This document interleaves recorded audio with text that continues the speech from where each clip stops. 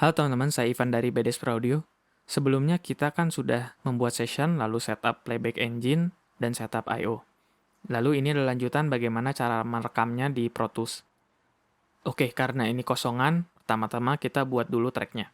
Caranya adalah klik track, new. Atau teman-teman bisa menggunakan keyboard shortcut. Kalau di Windows, pakainya Ctrl-Shift-N. Kalau di Mac, pakainya Command-Shift-N. Nanti akan muncul window untuk membuat track baru seperti ini.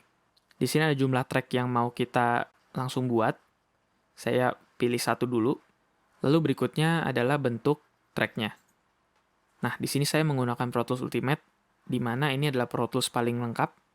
Dan menggunakan Pro Tools Ultimate, kita bisa membuat tipe track hingga surround Dolby Atmos. Nah, karena track gitar yang saya rekam adalah mono, maka saya pilih di mono. Lalu ini adalah tipe tracknya. Ada pilihan tipe track. Karena saya akan merekam audio, maka saya pilih audio track. Kalau sudah, namain dulu.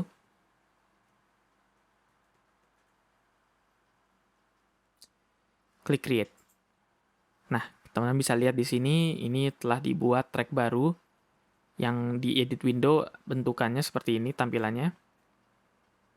Dan kalau kita pindah ke mix window, yaitu dengan cara window, mix, ini adalah tampilan di mix window. Jadi ada fader kita bisa lihat di sini dan pen pot di sini. Lalu di sini ada EQ curve. Dan ini adalah insert section dan send sections yang mungkin nanti akan saya jelaskan setelah ini. Nah, untuk merekam track ini, kita harus memilih dulu input yang masuk ke dalam track ini. Caranya adalah dengan klik drop down menu ini, yaitu di sini adalah I/O section. Nah, yang atas ini input, yang di bawah ini output. Nah, klik drop down menunya, terus select interface. Nah, saya colok di gitar saya di channel 1. Jadi saya pilih analog 1. Ini adalah main output saya, analog 1-2, jadi saya pilih analog 1-2.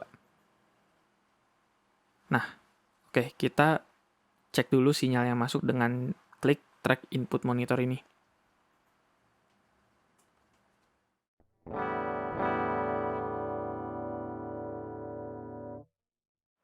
Oke, gitarnya udah masuk di Pro Tools. Nah, tapi kan tadi teman-teman lihat sinyalnya masih kecil banget nih.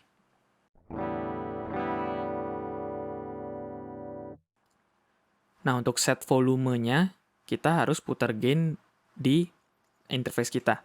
Jadi itu biasanya di audio interface itu ada knob untuk set volume sinyal yang masuk ke dalam software.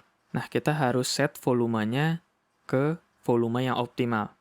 Jadi, volume optimal itu kita gedein volumenya, tapi jangan sampai di sini ada titik merah ini.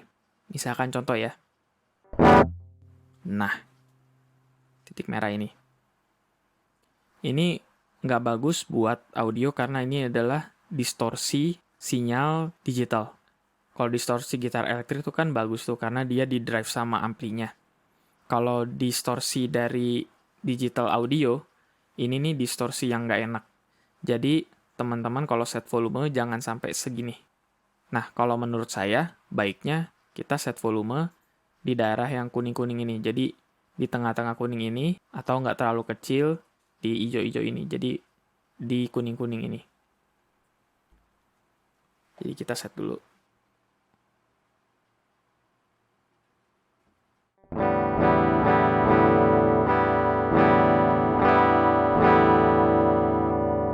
Dan terus baiknya teman-teman juga set volume berdasarkan part paling gede pas teman-teman tag gitar atau tag vokal. Jadi volume itu paling optimal. Jadi ketika kita main kenceng, dia nggak sampai yang clipping atau titik merah ini. Jadi sinyal audionya masih tetap aman. Jadi saya coba set dulu dengan volume saya main.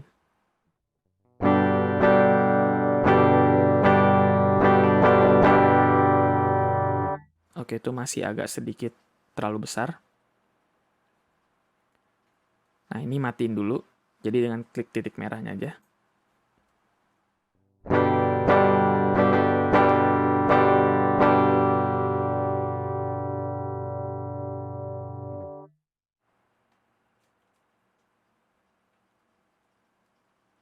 Oke, ini kan kita udah cek sinyalnya udah masuk ke gitar dan kita udah set volumenya udah yang optimal. Berikutnya, yang nggak kalah pentingnya juga, kita harus buat click track. Caranya adalah track, create click track. Nah, kalau udah buat, kita coba set temponya dulu sesuai dengan lagu yang mau kita mainin. Jadi caranya adalah di sini. Nah, untuk set temponya itu ada di sini. Cuman kita harus matiin dulu, ini namanya conductor track, jadi kita matiin dulu supaya kita bisa set temponya. Oke, ini kita bisa ketik atau kita bisa tap tempo. Nah, jadi kita sambil ngebayangin lagunya, kita coba tap temponya sesuai dengan lagunya, jadi lebih mudah. Untuk cara tap temponya, kita bisa tap di huruf T di keyboard kita. Ya, teman-teman bisa lihat kan, ini 116 dari 120 jadi 116. Itu tadi saya coba tap tempo dari keyboard saya. Oke, misalkan begitu, kalau sudah, kita udah bisa ngerekam nih. Untuk ngerekam, jangan lupa ini diklik track record enable. Maksudnya adalah kita ngasih tahu bahwa kita mau ngerekam track ini. Dengan cara track record enable-nya kita klik. Oke, kalau udah, kita bisa rekam. Kalau teman-teman punya numpad, itu bisa cukup tekan angka 3. Kalau misalkan enggak, caranya adalah dengan klik record enable ini, lalu tekan play.